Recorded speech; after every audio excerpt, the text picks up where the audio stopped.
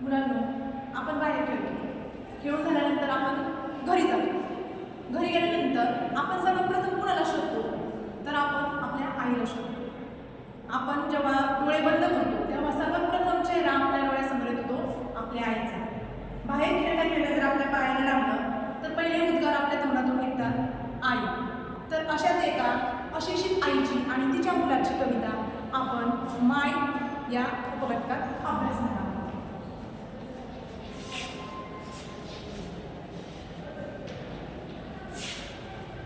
बघा, एक अशिक्षित आई आणि तिचा मुलगा. जी आई आपल्या मुलासाठी रात्रंदिवस कष्ट करत असते, पण त्या मुलाच्या आईची परिस्थिती एवढी खराब असते की तिला पायामध्ये साधी वाहन घालायलाही नसते आणि डोंगरातून गळ्या काट्यातून डोक्यावरती काटे घेऊन ती चालत असते. तर तिच्या मुलादारातून कष्ट करण्याची परिस्थिती आणि तिचे कष्ट आणि तिची न करणारी तक्रार हे सगळं आहे ना आपण माया कवितेत अभ्यासणार आहोत. सर्वात प्रथम मी तुम्हाला ती कविता गाऊन दाखवते. माय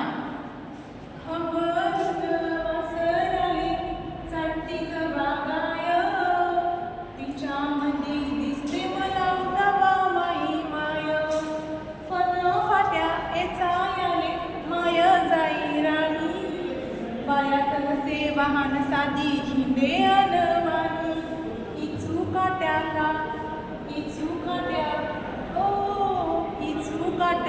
भीतीचे मोजत नव्हता पाय, तिच्यामध्ये दिसते मला तवा माई माय, सुट्टी मंदी जवानी येतो होतो घरी, उसनं पासनं आम घाले नाना परी, करू नको खाई म्हणे पोटभर खाय, तिच्यामध्ये दिसते तवा माई माय, बाप महारोज लावे मायेच्या मागटून,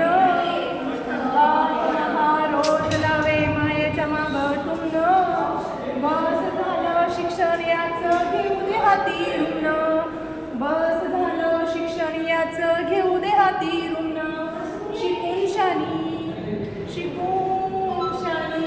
शिकून शानी कुठं मोठा साहेब होणार हाय, तिच्यामध्ये दिसते मला तवा माई माय, बोलता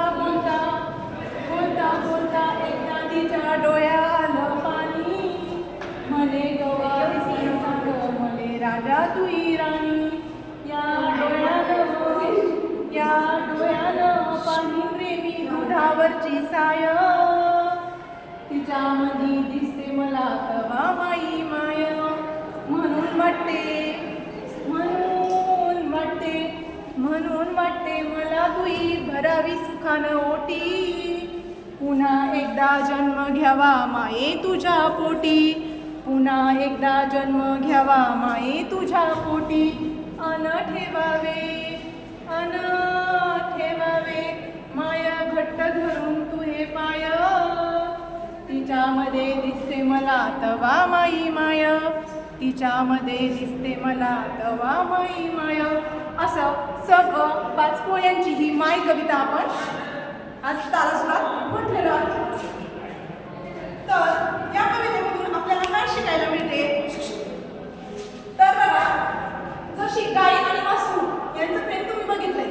गाय ही तिच्या बाळाला म्हणजे वासराला ही चालत असते आणि तिच्यामध्ये त्या कवीला त्या मुलाला ती माय दिसत असते. तर त्याची आई पण फाटा यायचा म्हणजे काट्या कुठे यायला रस्त्याने जाते. तो रस्ता इतका दगडांनी आणि काट्याने भरलेला असतो, पण त्याच्या आईला चालता येत नाही कारण त्याच्या आईच्या पायामध्ये भार नसते.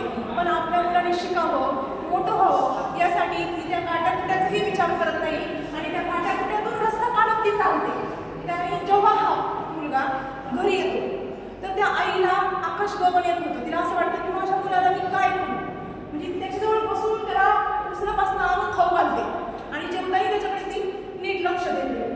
पण त्या मुलाचे जे वडील असतात ते आईला म्हणतात की आता आपली गरीब परिस्थिती आहे, बंद झालं, आता त्याचं शिक्षण बंद कर आणि त्याच्या हाती रूप नाही होते म्हणजे त्याला शेताचं काम करायला आता माझ्याबरोबर पाठव आणि तो शिकून तरी कुठलाही मोठा साहेब होणार आहे. शेवटी त्यालाही शेतीच करायला लागणार आहे, नोकऱ्या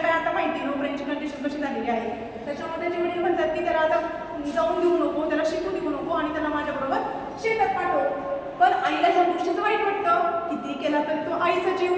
ती म्हणते की मला माझ्या गळ्याच्या म्हणजे तुम्हाला माझ्या गळ्याची शपथ आहे. तुम्ही असं बोलून त्याचे कान भरू नका.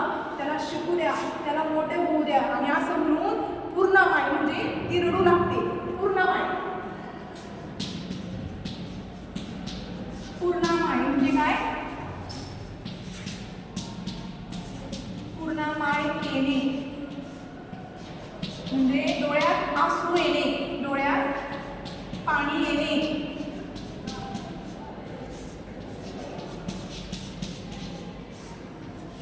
येणे आणि माय माय मायला समानार्थी शब्द कोणते आहेत? आई. माय म्हणजे आई, माता, जननी. तर ह्या आईच्या डोळ्यामध्ये पाणी येते आणि ती बाळाला शपथ घालते की तुम्ही त्याचे असे करून कान भरू नका.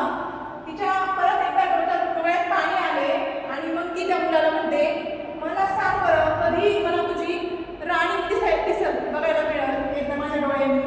आणि मग त्याला असं वाटतं की आपली आई एवढं कष्ट करते तर एक दिवस तिचे असे घट्ट पाय धरून ठेवावे त्या आईचे. कारण आईचे उपकार हे अनंत असतात, ते आपण शब्दातही मांडू शकत नाही. आणि अशी म्हणजे एक बाबाड कष्ट करणारी आई बघून त्या लेखकाचा जीव तितकाच कसा विसरतो. अशी सुंदर माय ही कविता आज आपण अभ्यासली.